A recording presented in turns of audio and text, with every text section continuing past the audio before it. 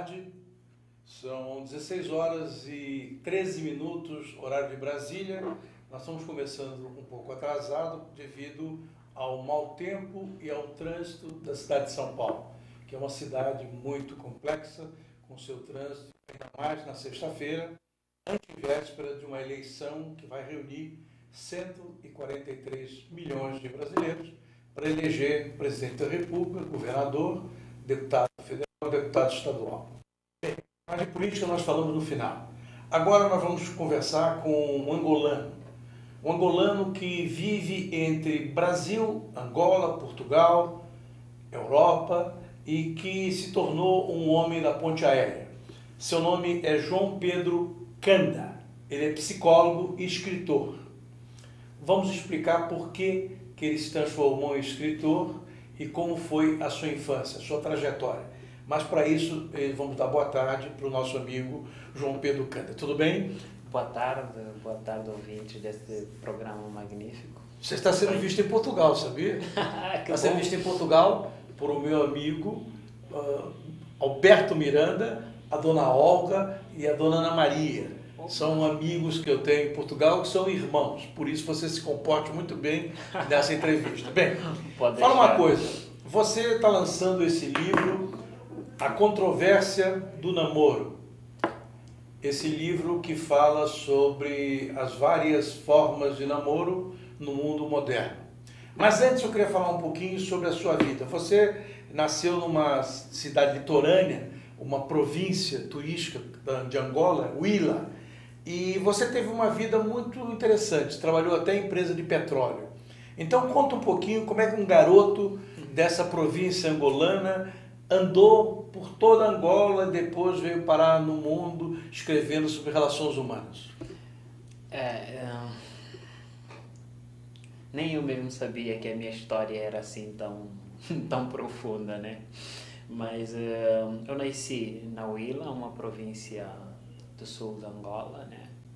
Uma província muito linda, com paisagens turísticas de encher os olhos. Mas não vivi lá. Ou seja, eu nasci, fiquei muito tempo, creio até uns 2 anos, e depois os meus pais se mudaram para Luanda, que é a capital da Angola. Por quê? Porque meu pai é missionário, e isso fazia com que meu pai ficava de tempo em tempo em algumas regiões do país, algumas vezes até no estrangeiro. Mas bem, eu calhei na Huila.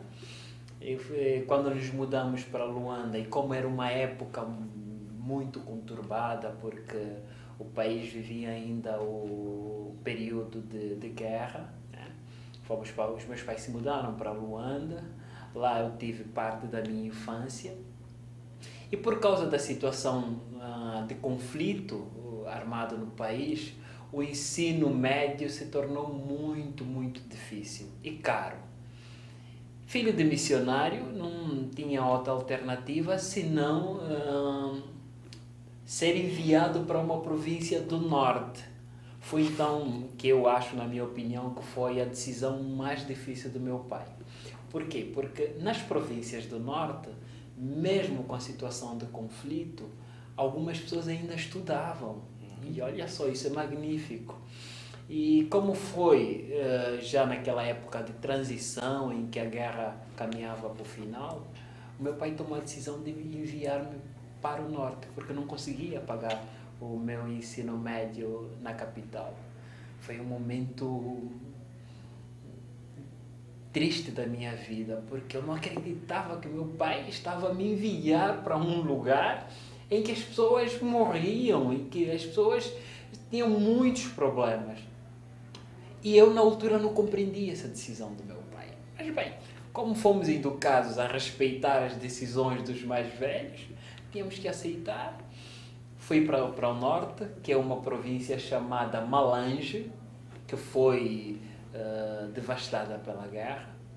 Lá eu fiz o meu ensino médio, e na altura em que me formava, havia à minha volta muitos problemas sociais, resultado do conflito. Crianças desfavorecidas, jovem em situação de risco, doenças. Isso motivou-me a fundar uma organização de jovens.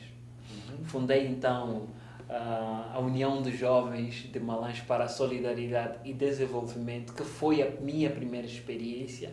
Convidei jovens à volta, mobilizei para ajudarmos as pessoas que estavam em situação de risco. Ali fomos trabalhando de forma voluntária, fui continuando os meus estudos. E depois, então, as minhas iniciativas foi despertando o interesse de organizações como a Unicef, a Cruz Vermelha, o Médicos Sem Fronteira, muitas organizações, inclusive até de grupos políticos. Vamos chegar lá, peraí. Vamos mostrar uma imagem da terra em que esse homem nasceu, que é Huila. Diz que é um lugar paradisíaco. Eu vou ver, vocês também, se o local merece todas as expressões de louvor que o João Pedro Canda diz. Vamos lá. Essa é a Serra da Leba, uma das maravilhas do país. É lindo viajar por lá. É arriscado, mas é muito lindo. Uma paisagem maravilhosa.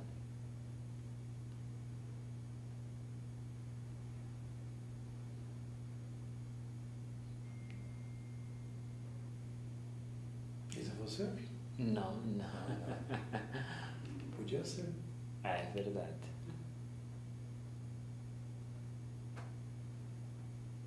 Olha para essa paisagem.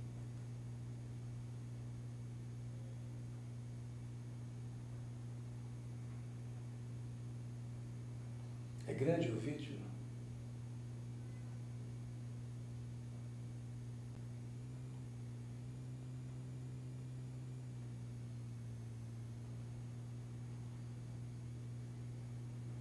O nosso Cristo lá na Huila, a semelhança do que temos no Rio de Janeiro.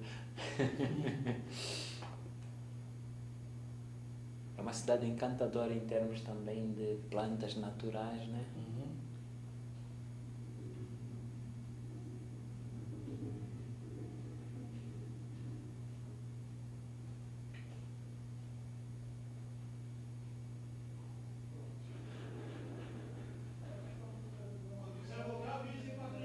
O que é grande?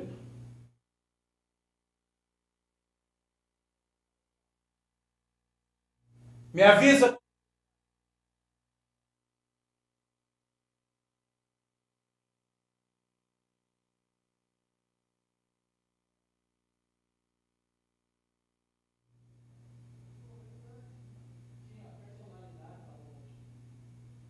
Corta daqui a 1 minuto.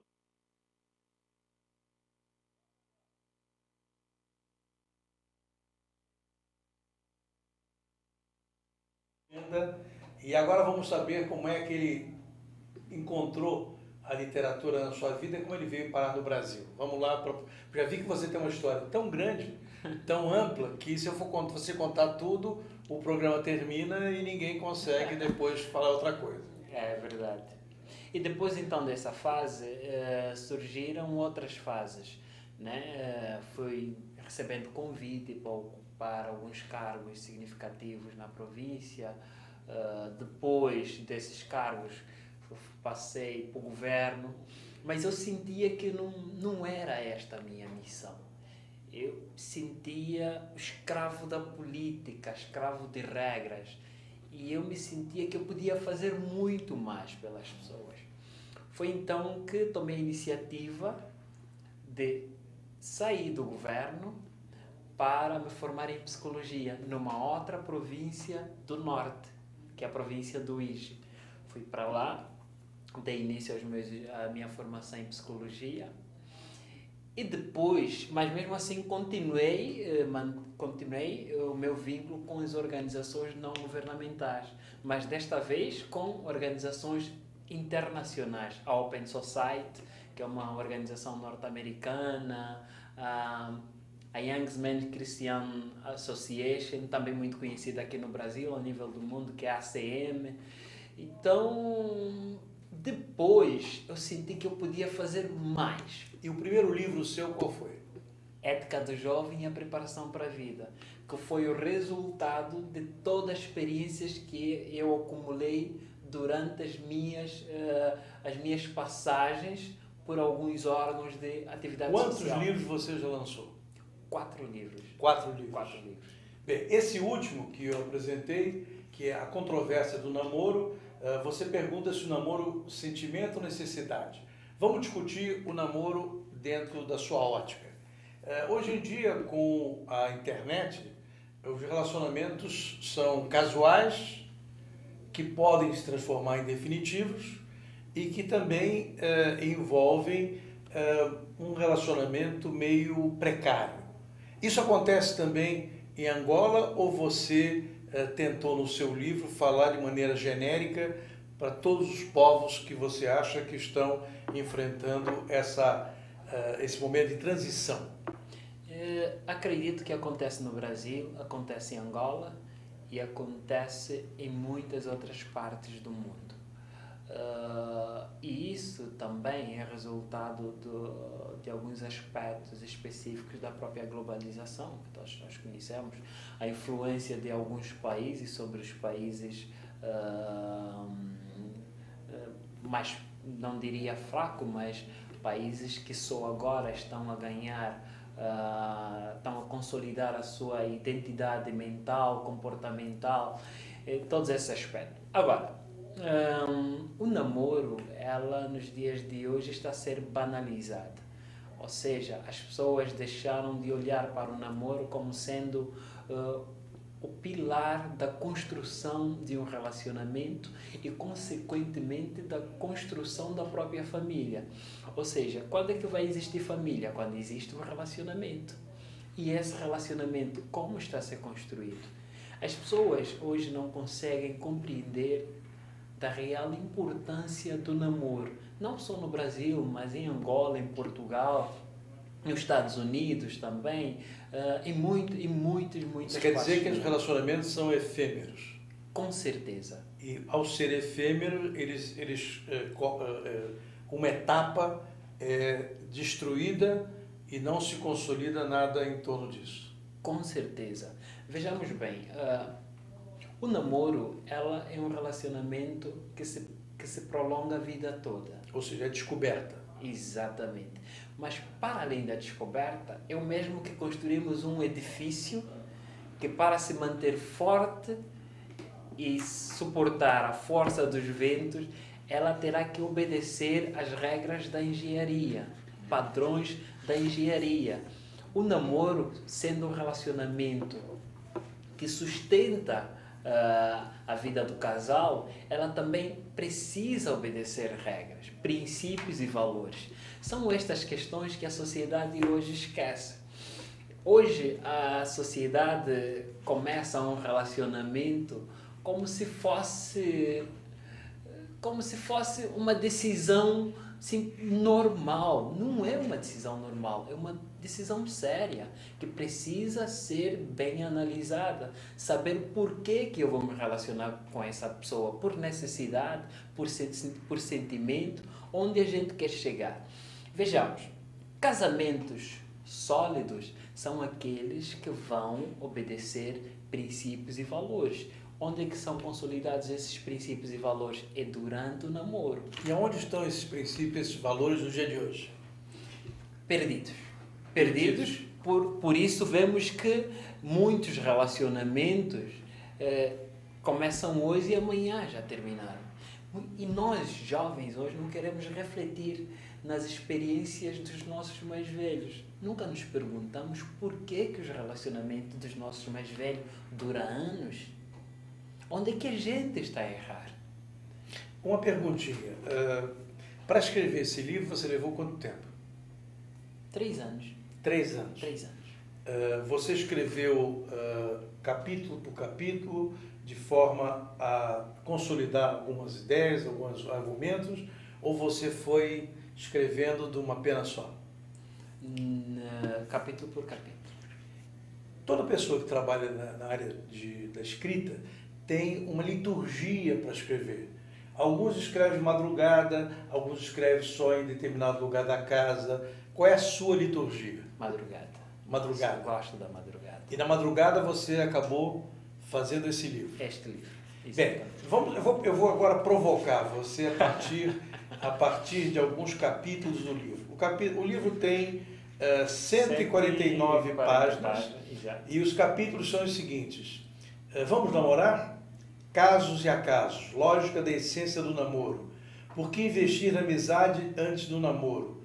O namoro na sua essência, aspectos relevantes da primeira fase do namoro, aspectos relevantes da segunda fase do namoro, a fase do noivado, a celebração tradicional do casamento, a celebração do casamento. O que fazer para que um casamento dure até que a morte os separe? Alô, alô, Miranda, Olga, isso é com vocês. O namoro, abordagem e reflexão sobre o seu relacionamento, a prostituição no namoro, entre paixão e amor, 5 fundamentais fatores para um namoro feliz e próspero, a motivação no namoro, o segredo para seguir em frente, a sensatez sempre será uma atitude positiva para o namoro consciente é um passo seguro para a felicidade, busca um namoro expressivo baseado na lealdade, namoro sem humildade era uma vez, como superar a decepção e perder o seu grande amor. Vamos começar por um tema aqui que você colocou. Qual é a diferença entre uma amizade que vai se transformar em namoro e uma amizade que, se transformar em namoro, o problema está feito? Bem, mas tanto relacionamentos saudáveis é resultado, em grande parte, de uma amizade saudável. Disso não temos certeza. Não temos certeza absoluta. Eu, pessoalmente, tenho certeza absoluta. Das análises que fomos fazendo, dos vários casos, fomos percebendo que um relacionamento, quando começa após uma amizade, o que é amizade? Quando a gente conhece alguém, a gente já sabe o que é que a gente pretende. Normalmente a gente sabe. É igual, vamos dizer, a construção de uma imagem de relacionamento é igual para homem como para mulher? É igual. É igual. É mesmo. Não há diferença. Não há diferença. Agora, se gostar de alguém, a primeira coisa que eu devo fazer é investir numa amizade. Porque é na amizade onde a gente constrói os primeiros aspectos importantes, as bases para partir para um relacionamento. E o que é que acontece? Normalmente na amizade, os homens tendem a oferecer rosas, levar para jantar, para criar aquele interesse à mulher.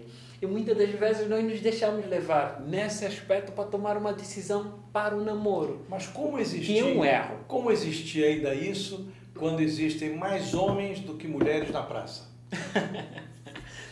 Compreendo que exista, mas também é possível sim. Por quê? Porque tentarmos nos justificar nesse aspecto vai trazer muitas decepções no futuro. Uma relação, eu não posso tomar uma decisão a partir para uma relação só porque no mercado temos muitas mulheres e poucos homens. Temos que ter atenção. Você diz que há uma primeira fase da abordagem relevante e a segunda. Qual é a primeira fase? A primeira fase é a amizade. Quer ter um namoro saudável? Comece na amizade. Muitos homens, normalmente os homens, quando conquistam uma mulher e a menina diz assim, olha, vamos ser amigos. Para homem isto não serve. Por isso é preciso ter atenção. A primeira fase para começar um namoro é a amizade. Invista numa amizade.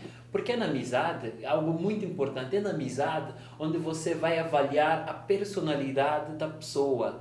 É na amizade onde você vai avaliar a relação dessa pessoa com a família e consigo mesmo. Se ele honra os seus princípios, se ele honra a sua vida, o seu comportamento, a forma como ele mantém a relação com amigos, você tem que estar atento nesses aspectos. Deixa eu colocar uma questão que talvez seja boba, mas ela nos dias de hoje é muito importante.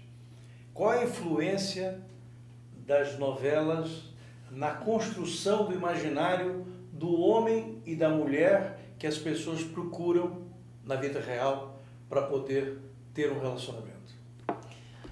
Olha, a influência das novelas, ela está relacionada não só com aquilo que é a mensagem que as novelas querem passar, mas há um aspecto muito importante que tem a ver com a cultura da própria pessoa.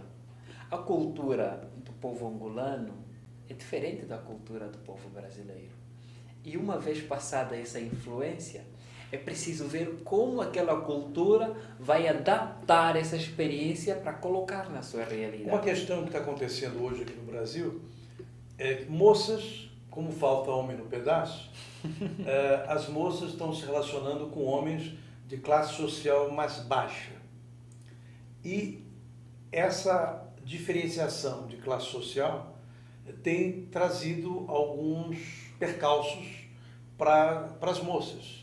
Não só diante da sua própria família, como diante dos relacionamentos que elas têm sociais. Como é que você orienta essas pessoas a fazerem uma abordagem para isso frutificar de maneira certa? Eu penso que as pessoas devem partir do pressuposto de que um relacionamento para a felicidade ela envolve não só aspectos ligados à questão material, né, mas também aspectos ligados à questão sentimental e a forma como a gente vai promover essa questão na nossa vida. A estas mulheres é preciso ter atenção que há um risco muito grande de elas acabarem sozinhas. Há um risco muito grande delas acabarem abandonadas. Há um risco muito grande delas acabarem sem uma família, sem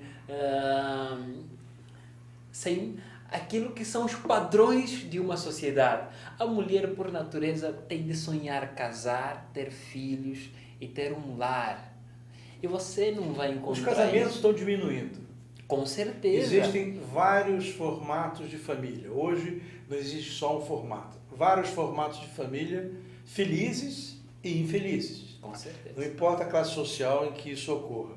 Como é que as pessoas, já que existe uma indústria do casamento que explora o desejo de uma grande multidão, como é que as pessoas podem investir no relacionamento se elas vivem 90% do tempo ligadas no celular ou na internet e não frequentam, não olham olho no olho ao outro? Nós estamos a nos tornar em máquinas, ou seja, parte das nossas decisões deixaram de ser sensíveis, deixaram de ser humanas. Nós nos tornamos em pessoas imediatas, queremos tudo hoje, tudo agora. E a questão e o sentimento nos dias de hoje perdeu valor. Mas isso está a trazer consequências. Quais são as consequências? Olha para o Brasil. Quantas famílias desorientadas nós temos? Quantos jovens não têm referência? Quantos? Milhares. Quantas mulheres hoje são infelizes? Quantas pessoas depressivas nós temos fruto de uma decepção? Muita gente morrendo por causa de um relacionamento. E é um fenômeno que tem acontecido muito, que me preocupa, que é o número de assassinatos resultante de um relacionamento, porque começaram um relacionamento e depois a mulher já não quer mais, ali o homem já não permite. Aí eu quero fazer um intervalo daqui a pouquinho, mas antes quero saber a sua opinião. O número de homens que agridem as mulheres tem aumentado.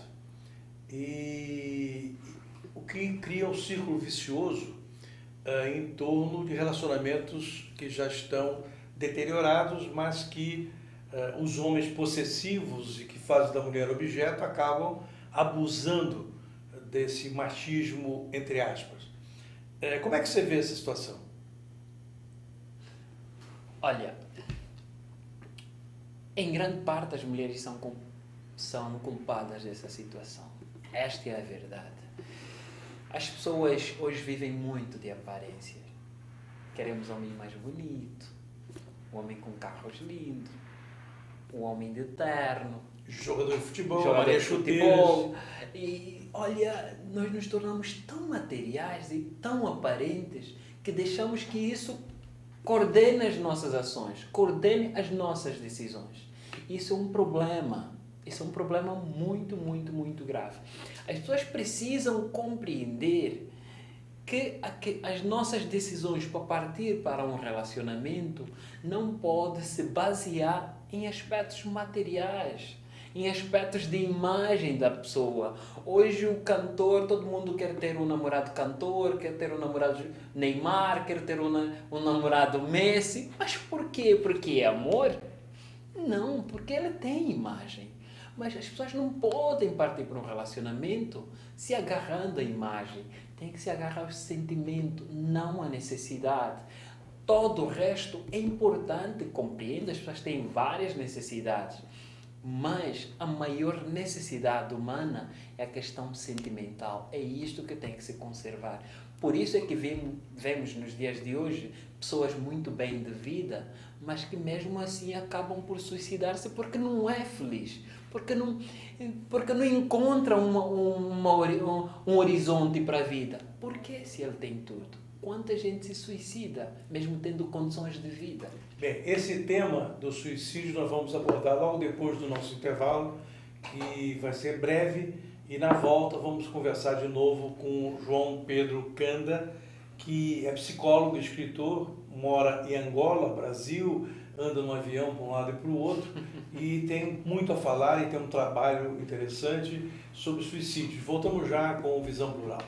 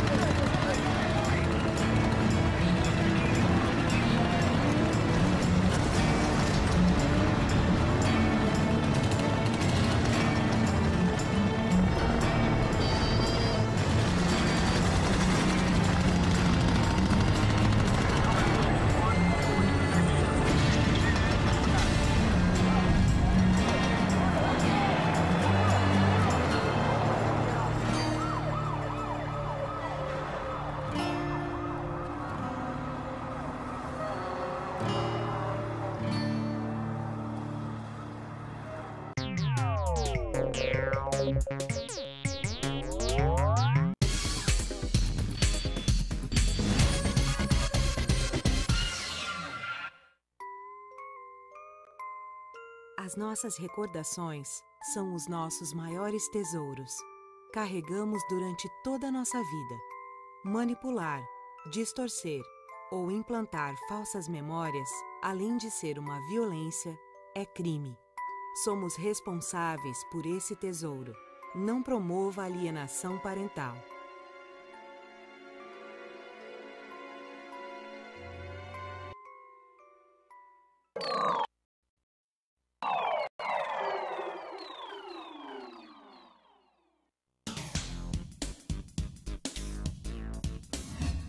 Eu sou Cláudio Longo. Eu, Paulo D'Angelo. E eu sou Tarso Gouveia. Nós apresentamos todas as terças-feiras, às 9 da noite, aqui na altv.com.br, o Família Palestra TV, um programa esportivo onde você sabe de tudo sobre o Palmeiras, aqui na TV da internet.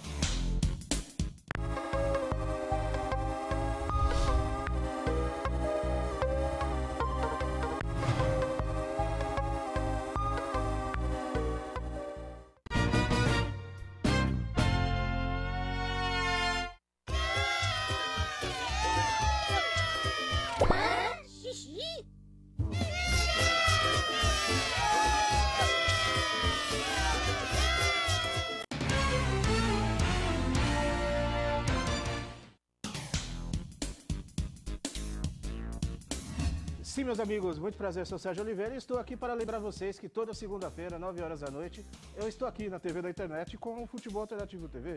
Sim, Série D, Série C, Copas Estaduais, as divisões de acesso, tudo aquilo que nenhum outro programa esportivo fala, tem a coragem, a capacidade de falar, nós falamos aqui na TV. Toda segunda, 9 horas da noite, só aqui na TV da internet.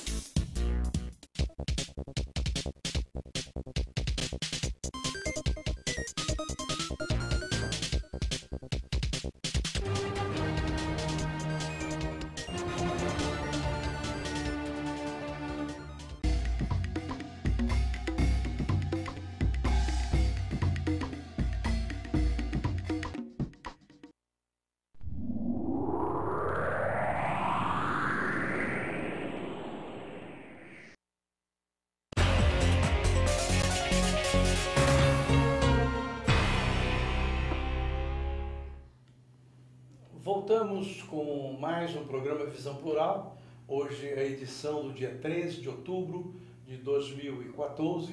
São 16 horas e 44 minutos, horário de Brasília. Hoje estamos conversando com o psicólogo e também escritor João Pedro Canda, que é um homem de Angola, que na primeira parte do programa falou sobre a controvérsia do namoro, que é baseado nessa obra que ele está lançando no Brasil, lançou na Bienal de São Paulo e está lançando em todas as livrarias do ramo.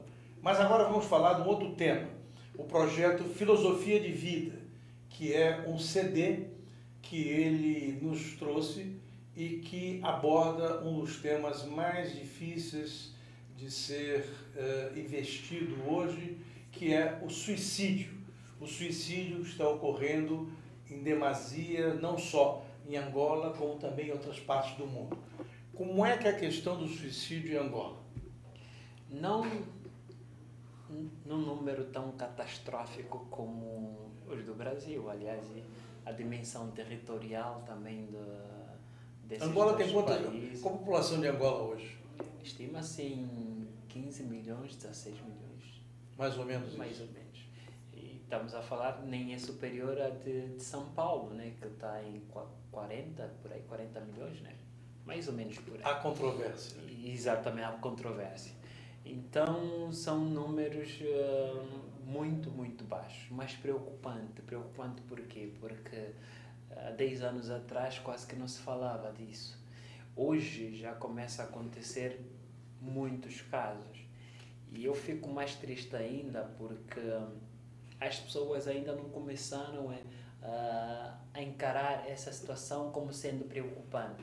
Quando já existe 1, 2, 3 casos num mês, significa que o número vai crescer. As famílias estão escondendo os suicídios ou estão enfrentando de peito aberto e tentando entender a motivação dos jovens suicidários?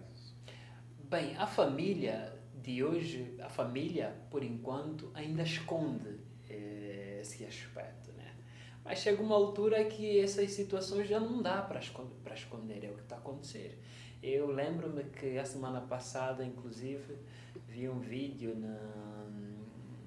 no Facebook de um jovem de aproximadamente 16 anos que subiu a uma torre de telecomunicações e se jogou. E é muito triste que isso aconteça. E isso me motivou muito a trabalhar nesse projeto. Por quê? Porque é um projeto Brasil-Angola. Brasil e Angola tem muito a ver. Na verdade, tem tudo a ver. Tudo a ver, sempre. Aliás, eu tenho feito como referência que o Brasil é o primeiro país que reconheceu a independência da Angola. E isso parece que nos uniu ainda mais e até agora. Os mesmos problemas dos brasileiros, os problemas do dia a dia do Brasil, são os mesmos problemas do dia a dia dos angolanos. Qual é a causa do excessivo suicídios que tem ocorrido atualmente? Depressão,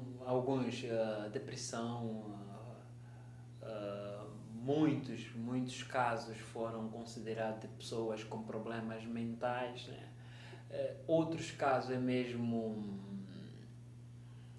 depressão, alguns problemas que as pessoas vivem, por exemplo, aquelas pessoas que que não tem condição financeira e já não vê outra solução para a vida. Em que classe então, social eles acontecem? Normalmente acontece na classe B e C. B e C. B e C, exatamente. Estamos a falar de classe B e C. Mas esse CD, ela não trata só essa questão do suicídio. Mas, no fundo, é um projeto que envolve vários aspectos. As pessoas que com pouca motivação, hoje as pessoas perderam a motivação para fazer coisas boas, para gestos nobres, para uma palavra de carinho. No princípio, na primeira fase do programa, disseste bem que as pessoas estão a cada dia a separar-se mais uma das outras e muitas das vezes de si mesma. Qual é a influência negativa da mídia nesse estado de espírito dos jovens? Eu acho que a mídia ajuda, mas também não ajuda. Ou seja, a mídia faz alguma coisa em prol de determinadas situações, mas também a própria mídia que faz algumas coisas que acaba por destruir a construção de alguns aspectos que seriam importantes. E vou dar um exemplo concreto.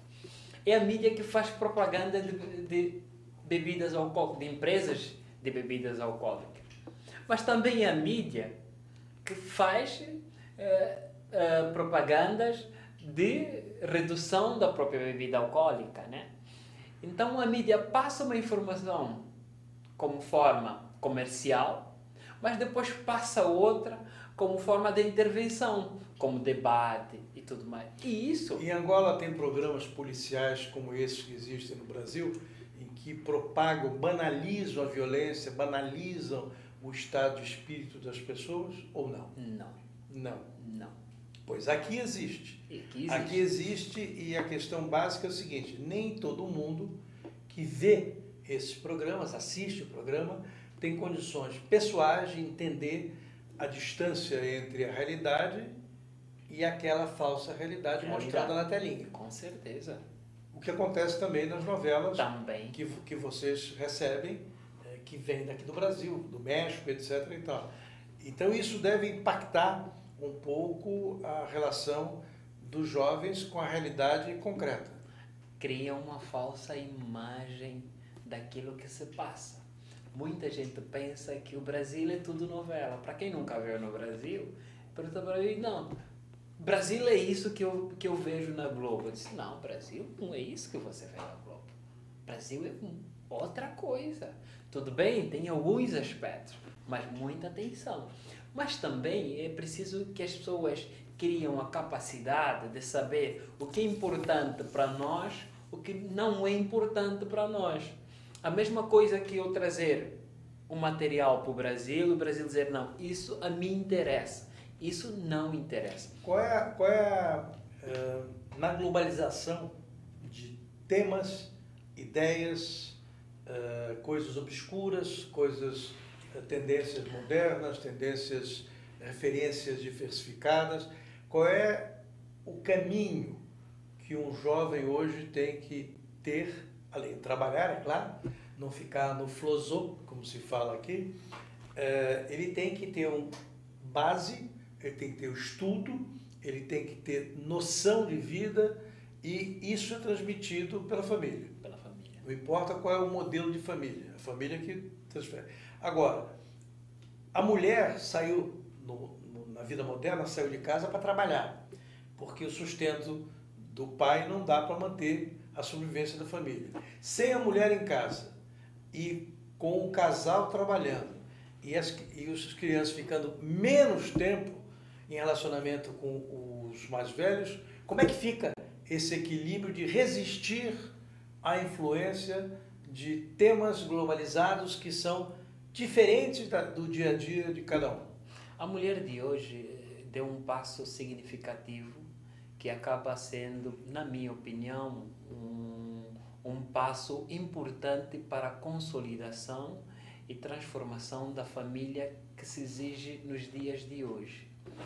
Mas também há um aspecto que é os homens não conseguem encarar esse aspecto como sendo positivo. Olha, se eu fosse mulher, eu ia ter dificuldade de encontrar os homens de hoje, porque os homens estão muito ruins. Exatamente, é isso que eu estou dizendo. Então, a mulher realmente está de parabéns. E eu admiro... Elas são melhores do que os homens longe. Admiro muito a mulher brasileira, principalmente. Agora, os homens inteligentes, que são muito poucos, já perceberam que tendo uma mulher formada, uma mulher mãe profissional, é bem melhor do que ter uma mulher que é só doméstica. Não existe mais lugar para E mulher já não doméstica. existe mulher que é só doméstica. Então, os homens precisam começar a fazer um enquadramento de si mesmo nesse aspecto e acompanhar esse crescimento da mulher de hoje. Esse é o próximo tema do seu livro? Pode ser uma nova ideia. Pode ser? Pode. Qual é o projeto que você vai se dedicar agora? Agora eu estou a trabalhar num projeto que eu acho interessante, que é detalhes de trajetórias de muita experiência. Ou seja, nós temos em Angola um grupo de artistas, músicos, que têm uma experiência muito interessante de vida. Pessoas que caíram na vida e souberam superar. A ideia é pegar nesse grupo de pessoas e mostrar para o mundo a sua experiência, a sua história, como um aspecto importante para a motivação. Há muitas pessoas que seguem, por exemplo, eu gosto de ouvir a música do Luan Santana, mas já se perguntaram quem era o Luan Santana há muitos anos atrás? Já se perguntaram se passou fome? Porque não reflita nisso, pega nesse aspecto positivo e incorpore na sua vida. Angola de hoje, que é um país rico, está recebendo investimento da China, do Brasil. Os americanos não descobriram ainda Angola. Qual é a novidade econômica de Angola nesse novo ciclo que se iniciou há pouco tempo? Muitas. Começo por citar mais universidades, quer públicas, quer privadas. Hoje já temos muitos jovens sonhando em formar-se, mais hospitais públicos, que antes era uma guerra, embora que se diga que na verdade precisa se melhorar muito o termo qualidade. Oportunidade de emprego, né? Essas parcerias internacionais acabou por promover o crescimento do emprego também no país. Na verdade, é um país que mudou muito. Já se sente uma vida saudável. Até que ponto foi ruim para Angola aquele grupo de elite que fugiu para Portugal e deixou o país acéfalo? Deixou muita pobreza ao país. Muita pobreza, desemprego, fome. E diga-se que Angola é um país de povos guerreiros. Porque essa elite deixou praticamente o país na miséria. E nós tivemos que começar tudo do zero. E isso, por um lado, atrasou muito o desenvolvimento do país. Mas, graças a Deus, estamos a conseguir dar a volta. Temos muito por fazer, é verdade, mas a gente vai chegar lá. Eu queria saber uma coisa que eu não perguntei. Nós estamos chegando ao final do programa, mas eu não vou deixar de perguntar. Você ainda exerce a psicologia ou não? Exerço. Lá ou aqui? Tanto em Angola como no Brasil. E qual é o perfil do seu cliente? Ou seja, eu não trabalho com cliente, eu trabalho com grupos. Porque eu acho importante nos agarrarmos no grupo. Ou seja, eu sou daqueles que trabalho com um grupo para depois deixar que cada integrante do grupo procure um psicólogo. Por quê? Porque a cura a cura, não diria cura, mas o tratamento psicológico, ela tem mais chances de dar resultados positivos quando a pessoa toma a decisão por si só de procurar um psicólogo. É o primeiro passo para a transformação, para resolver o problema. Agora, quando a gente força a pessoa a procurar um psicólogo, ali não é voluntário. Isso dificulta muito o processo de tratamento, de consulta. Então, prefiro trabalhar com grupo. Eu agito as ondas em grupo, em conferências, em universidades, grupos organizados, escolas, e motivo então essas pessoas a procurar um profissional específico que se sinta à vontade. Portanto, eu prefiro assim. Quem quiser convidar você para palestra, para adquirir seus livros e etc e tal, aonde ele vai te encontrar? Através dos meus contatos Pode dizer. de e-mail, pode enviar o seu e-mail para o contato.joaocandescritor@outlook.com. Soletra, senão não dá certo. Ok, é muito fácil. Para quem tiver dificuldade de anotar o e-mail, basta ir na Google e colocar João Pedro Canda Escritor. A Google vai lhe dar muitas informações. Página de Facebook, site, inclusive podem também me encontrar através da UBE, da União Brasileira dos Escritores. Então, há toda a informação disponível na Google. Dali, vocês vão encontrar minha página do Facebook, que é JPC Escritor, ou então o meu e-mail, joaocanda.escritor@obe.org.br, ou então pela Google, como já disse. Ou então esse homem que vive nos aviões entre Angola, Brasil... Já estou com medo de aviões também. Está com medo de avião? Com essas quedas de aviões, já estou com medo. Não, tudo bem. Olha, nós tivemos o prazer de entrevistar hoje o João Pedro Canda, mas antes vamos falar de um tema que é palpitante no Brasil. No próximo domingo, 143 milhões de brasileiros vão fazer da eleição um momento sublime, já que a eleição brasileira reúne 143 milhões de brasileiros que vão votar na urna eletrônica e receberão o resultado no mesmo dia. Ontem, na TV Globo, aquela que comanda o coração e a mente do brasileiro, houve um debate, o último debate entre os candidatos. Houve momentos maravilhosos e momentos de enfado. Vamos mostrar um momento muito interessante, que é uma altercação entre a candidata de esquerda, Luciana Genro, que é de um partido pequeno, nanico, como se fala no Brasil, do PSOL, e o candidato mineiro, o Aécio Neves, neto de Tancredo Neves, mas que não aprendeu nada com seu avô. Veja um trecho. Livres, cada candidato faz a pergunta que quiser ao outro. Na ordem determinada por sorteio, quem abre a rodada agora é a candidata Luciana Genro, do PSOL. Candidata, por favor, a senhora escolha a quem vai fazer a sua pergunta. Aécio. Candidato Aécio Neves, por favor.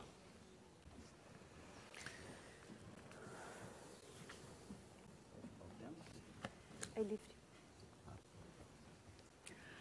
Aécio, tu e a Dilma parecem o sujo falando do mal lavado. Ela te acusa de privatização, mas o governo do PT privatizou rodovias, aeroportos, na área da saúde com a EBSER, privatizações, terceirização. Tu acusa de corrupção o governo do PT. Só que tu tinha que ter vergonha de falar em corrupção com o PT, porque o mensalão mineiro foi a origem do mensalão e porque a privataria tucana, quando vocês privatizaram tudo no Brasil, foi um grande escândalo. Cara, Luciana, eu vejo que você faz aqui com o tema livre, né, o seu espetáculo, sem menor conexão com a realidade. Você sabe, Luciana, que o Brasil não seria o Brasil que é hoje, não fosse o governo do PSDB, da responsabilidade fiscal, da modernização da economia, do plano real. Talvez nós não tenhamos tido ao longo de toda a nossa história um benefício tão profundo para as famílias, para você que está nos ouvindo, quando o fim da inflação, essa mesma inflação que hoje está de volta. Nós combatemos o governo do PT porque nós temos uma visão de mundo absolutamente diversa da que eles têm. Nós queremos um Brasil que possa se conectar com as cadeias globais de produção para gerar renda e empregos aqui no Brasil. Nós queremos uma gestão pública profissionalizada, onde a meritocracia possa substituir esse aparelhamento absurdo da máquina pública. O que eu quero são políticas sociais que possam, Luciana, superar a pobreza e não apenas conviver com ela, como me parece bastar ao PT. Eu estou aqui hoje como candidato à presidência da República porque nós construímos um projeto no qual nós acreditamos. Não é o seu, eu respeito o seu, também não acredito nele, mas o nosso é um projeto pronto para, a partir do dia 1º de janeiro, possibilitar uma nova escola brasileira para que o seu filho tenha educação de melhor qualidade para o mercado de trabalho cada vez mais competitivo, para descentralizar os investimentos em saúde, levando a saúde mais próximo de você e para que eu, como presidente da República, cuide pessoalmente da política nacional de segurança para que os filhos das famílias brasileiras possam viver longe do crime e longe da droga. Aécio, quem não tem conexão com a realidade é você.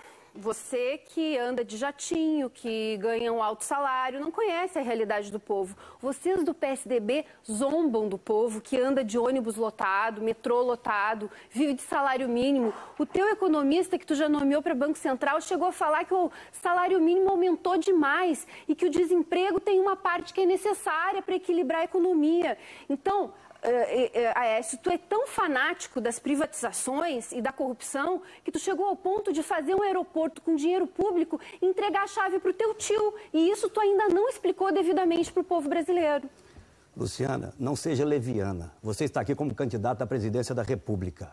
Você não deve ofender os outros sem conhecer do que está falando. No meu governo, todas as obras públicas foram feitas para atender a população do meu estado. Todas elas aprovadas pelo Ministério Público. O meu governo, Luciano, é o governo que melhorou a vida das pessoas. Eu deixei Minas Gerais com 92% de aprovação, porque eu levei Minas a ter a melhor educação fundamental do Brasil. Eu tratei das pessoas, ao contrário do que você diz aqui. Levei Minas a ter a melhor saúde da região sudeste, Luciana. Acusações levianas em véspera de eleição não servem a um debate desse nível. Lamentavelmente, você não está preparada para disputar a presidência da República. Bem, esse foi um trecho do embate de ontem à noite, que durou até a madrugada, que teve momentos sérios, teve momentos hilários e teve também momentos que permitem ao eleitor refletir. Então, você, eleitor, que domingo irá escolher presidente da República, governador, senador, deputado estadual, deputado federal, pense bem antes de votar. Não vote no chuchu, não vote no vampiro, vote com consciência naqueles candidatos que são capazes de representá-lo dignamente e que são capazes de pensar no seu dia a dia, na sua maneira de enfrentar a sobrevivência com dignidade, longe da corrupção e longe daqueles que querem o poder pelo poder. Eu quero agradecer a presença do nosso amigo João Pedro Canda, que esteve aqui conosco, escritor e psicólogo, que agora, entre Angola e Brasil, lança um livro aqui, um livro lá, faz palestras e, ao mesmo tempo, vai criando uma carreira no Brasil que já é respeitada por aqueles que compram livros de autoajuda e que precisam renovar o seu interno, o seu equilíbrio interno para que possam fazer do bem aos seus semelhantes. Muito obrigado. Visão Plural volta na próxima sexta-feira, às 4 da tarde. Até lá.